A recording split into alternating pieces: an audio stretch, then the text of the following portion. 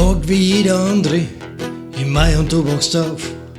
In Ruhe trinkst dein Tee, der Alltag nimmt seinen Lauf und es geht weiter.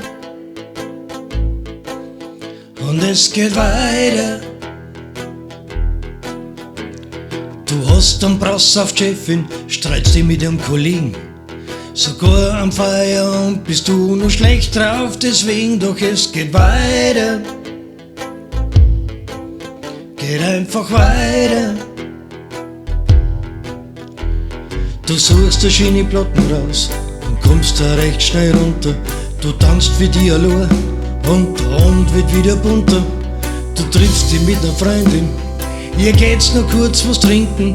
Voll schnell ist schon recht spät, du lässt dich mir den Teil bezinken. Oh ja.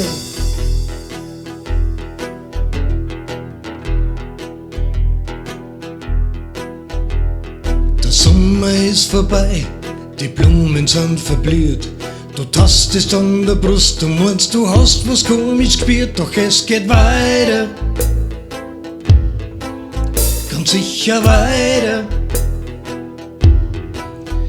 Dann gehst doch endlich zum Doktor, es wird ganz bestimmt nichts sein. Das Warten auf die Ergebnisse, alles fühlt sich an wie Blei und es geht weiter. Doch bestimmt weiter. Es ist völlig unwirklich, wie der Arzt dann mit dir redet. Er spricht ganz ruhig und langsam, doch du verstehst ihn nicht. Nur eins gnadenlos in deinem Hirn, das einzelne Wort Krebs. Du baust die drohend auf vor ihm und schreist, ich überlebe so, ja.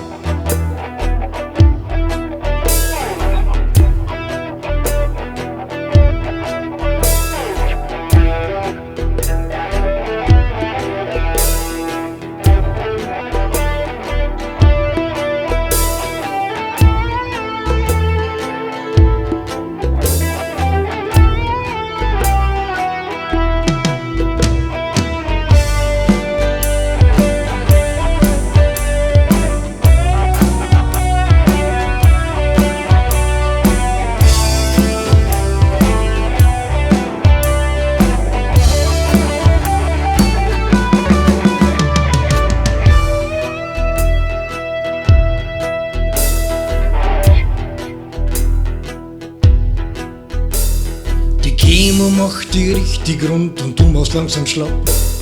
Nur Schmerzen und Übelkeit, du brichst das schließlich ab. Ich geh nicht weiter, geh nicht weiter weg von mir. Die letzten Untersuchungen haben Schreckliches ergeben. 6 bis 7, 8 Wochen, hast nur mehr zum Leben und du gehst weiter. Schneller weiter weg von hier. Ich glaub nicht wirklich an den Ort, wo du jetzt auf und schaust. Aber ich bin schließlich auch bloß Mensch, was weiß ich schon hinaus. Und doch steh ich mir so gern vor, ich wünsch das wirklich sehr. Ich kann das förmlich vor mir sehen, du liegst lachend am Meer, oh ja.